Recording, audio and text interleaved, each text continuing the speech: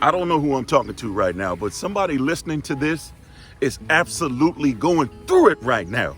An internal conflict, a fractured relationship, a divorce, a job loss, battling depression, health issues, and in the darkness and the silence of your isolation, you're starting to question. You're questioning the power of your prayer. You're questioning the stamina of your faith. You're questioning the strength of your spirit. You start to get stuck and helplessly sinking in the quicksand of your past, blaming yourself for the emotional wounds that others have given to you.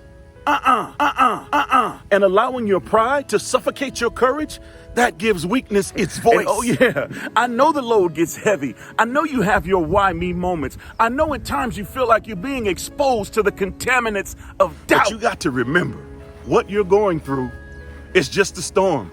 And all storms pass. All storms are temporary. Tsunamis are temporary. Tornadoes are temporary. Hurricanes, temporary. Hail and snowstorms, temporary. And at the end of the day, they pass. So shall this. And now the beauty of a storm, at least for me, is that when it clears, it usually washes away all the things and people that didn't belong in your life anyway.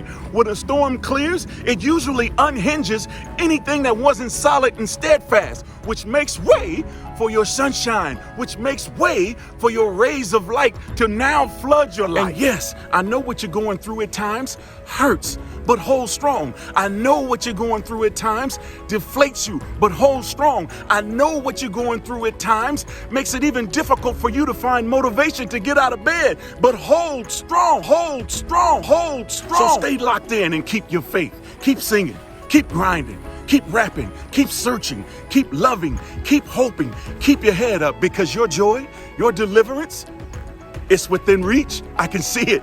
I can smell it. I can taste it. I can almost touch it. Keep your head down and keep grinding. We got this. We got this. Hey, how's everyone doing today? Today I want to touch on something regarding preparation and the importance thereof, right? There was this young man who applied for a job as a farmhand. And when the farmer asked this young man for his qualifications, the man simply said, I can sleep through a storm. I can sleep through a storm, through a storm. Needless to say, this puzzled the farmer, but he liked the kid, so he hired him anyway. And then a few weeks later, it happened. As the farmer and his wife were asleep, they were awakened by this violent storm that had pushed through the valley. So the farmer got up, and what did he do? Of course, he called for his newly hired farmhand. But when he went to check on the youngster, he was sleeping soundly. And after seeing this, of course, the farmer shook his head as to question his hiring decision. But time was of the essence. So he got up, ran to make sure everything was secure. And upon inspection, he found that A, the farm door had been securely fastened. A good supply of logs had been chopped and properly stacked. The farm tools had been properly placed in the storage shed. The bales of wheat, they'd been wrapped and bound. The tractor had been moved into the garage. And even the animals were calm. And they had plenty of feed and water. All was well. And the farm had been completely secured.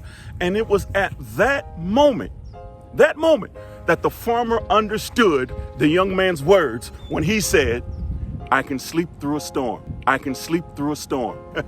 You see, because the farmhand did his job loyally and faithfully by day when the weather was clear, he had prepared himself for any storm by night. So the moral here is preparation and diligence during calm times leads to peace and security during difficult times. Prepare and sweat in peace so you don't have to weep and suffer during battle.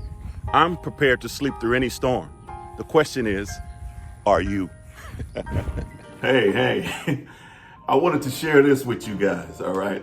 So I was watching this show called Airplane Disasters. Don't ask me why. I don't know if you've ever seen it, but I think it was one of those can't fall asleep nights where I thought I had mesothelioma. But as the investigators kept getting closer and uncovering the cause of why these airplanes were crashing, right? Not taking off, malfunctioning, etc., it dawned on me that airplanes are just like us. Airplanes were built to fly. So are you. Airplanes were built to soar. So were you. Airplanes can only hold so many passengers, as can you. And some of the reasons that they don't take flight, malfunction, crash, etc., are some of the same reasons we don't take flight, malfunction, crash, etc. You see, some of us, for whatever reason, can't seem to find a runway. So we taxi around all of our lives until we run out of fuel. And some of us will never take off because we don't know where to take off or how to take off. Now, let me know when you find the lie, right? Because we have these dreams, we have these goals, we have these aspirations, but we can't ever seem to take flight. So they stay dreams, so they stay goals, so they stay aspirations. Or some of us have put our trust in the wrong air traffic controller. We have this air traffic controller that is intent on keeping us grounded. We have this air traffic controller that is intent on not allowing us to share airspace. Or get this, we found our runway, we have the right air traffic controller, but we are loading the plane with too much baggage. Everybody wasn't meant to fly with you. Some of these people in your lives were only meant to give you a ride to the airport. Some of your baggage, some of this excess luggage is gonna have to stay, or they will continue to weigh you down and you will never be able to take flight. So sometimes in order to fly, in order to soar, you just need to bring your carry-on. You just need to bring your carry-on luggage. And I know that most of you know who those people are that fit into that category. And these are the people who fuel you, not siphon your gas. These are the people who lift you up, not the ones that weigh you down. These are the ones that light your fire, not the ones that wet your wood. So in order to soar, in order to take flight, in order to actually achieve at some point, and I think that time is now, and I know a lot of you are helpers at heart, but you're gonna have to stop watering that dead plant.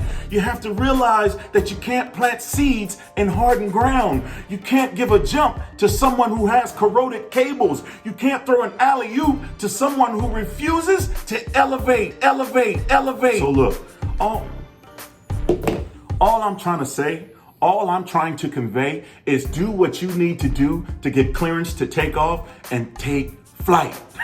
Take flight.